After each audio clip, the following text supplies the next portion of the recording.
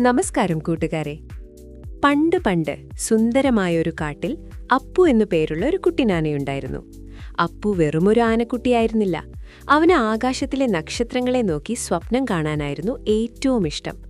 കാട്ടിലെ മറ്റു മൃഗങ്ങൾ പുഴയിൽ കളിക്കുമ്പോഴും പഴങ്ങൾ തിന്നുമ്പോഴും അപ്പു തന്റെ ചെറിയ വർക്ക്ഷോപ്പിലിരുന്ന് ഒരു റോക്കറ്റ് ഉണ്ടാക്കുന്ന തിരക്കിലായിരുന്നു. അവന്റെ വലിയ ആഗ്രഹം ബഹിരാകാശത്ത് പോയി പുതിയ ലോകങ്ങൾ കണ്ടെത്തുക എന്നതായിരുന്നു. ഒരു ദിവസം അപ്പുവിന്റെ റോക്കറ്റ് പണി പൂർത്തിയായി. തിളങ്ങുന്ന വെള്ളി നിറമുള്ള ആ റോക്കറ്റിന്റെ പേര് ഗജരാജൻ 1 എന്നായിരുന്നു. കാട്ടിലെ കൂട്ടുകാരായ മിട്ടുപൂച്ചയും ചിന്നുകുരങ്ങനും എല്ലാം അത് കണ്ട് അത്ഭുതപ്പെട്ടു. അപ്പു തന്റെ ബഹിരാകാശ വസ്ത്രം ധരിച്ചു. തലയിൽ വലിയൊരു ഹെൽമറ്റും വെച്ചു. അവൻ എല്ലാവരോടും യാത്ര പറഞ്ഞു. ഞാൻ ആകാശത്തിലെ ഏറ്റവും മധുരമുള്ള ഗ്രഹം കണ്ടെത്തിയിട്ടേ മടങ്ങൂ, അപ്പു ഉറക്കെ പറഞ്ഞു. റോക്കറ്റ് വലിയ ശബ്ദത്തോടെ ആകാശത്തേക്ക് കുതിച്ചു. ഭൂമി ഒരു ചെറിയ പന്തുപോലെ താഴെ കാണപ്പെട്ടു. അപ്പു ബഹിരാകാശത്തിന്റെ അനന്തതയിലേക്ക് നീങ്ങി. ചുറ്റും മിന്നുന്ന നക്ഷത്രങ്ങളും നിറമുള്ള നെബുലകളും. അവനു വല്ലാത്ത സന്തോഷം തോന്നി.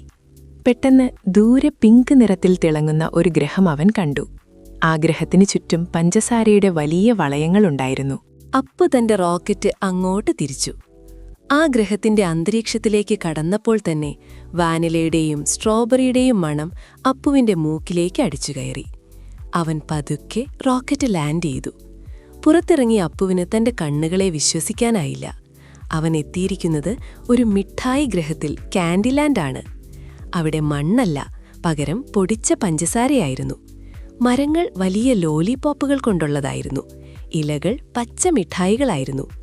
അപ്പു സന്തോഷം കൊണ്ട് തുമ്പിക്കൈയുയർത്തി ചിരിച്ചു. അവൻ നടക്കാൻ തുടങ്ങി.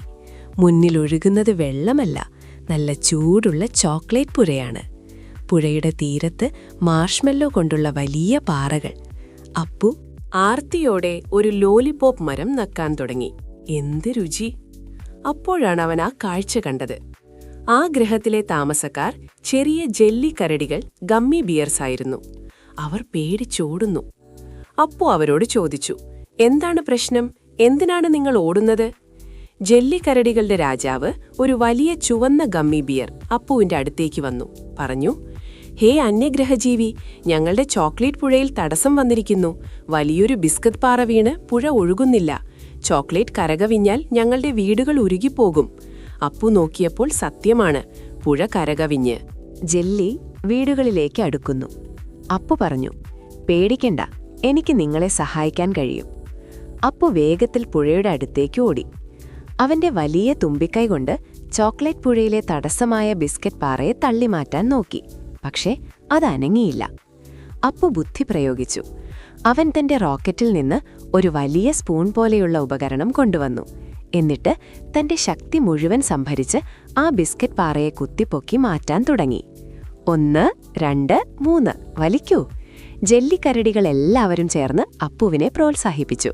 അപ്പു ആഞ്ഞു തള്ളി. വലിയ ശബ്ദത്തോടെ ആ ബിസ്ക്കറ്റ് പാറ മാറിപ്പോയി.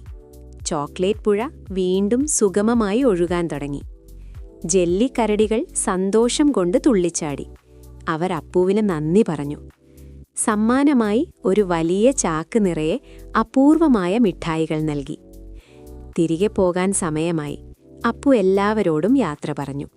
റോക്കറ്റിൽ കയറി ഭൂമിയിലേക്ക് മടങ്ങി. തിരികെ കാട്ടിലെത്തിയ അപ്പു തന്റെ കൂട്ടുകാർക്ക് മിഠായി ഗ്രഹത്തിലെ കഥകൾ പറഞ്ഞുകൊടുത്തു. അവൻ കൊണ്ടുവന്ന മിഠായികൾ എല്ലാവർക്കും വീതിച്ചു നൽകി. അന്ന് രാത്രി നിറയെ മിഠായികൾ തിന്ന് വയറ് നിറഞ്ഞ അപ്പു ആകാശത്തേക്ക് നോക്കി അടുത്ത യാത്രയെക്കുറിച്ച് സ്വപ്നം കണ്ടുറങ്ങി.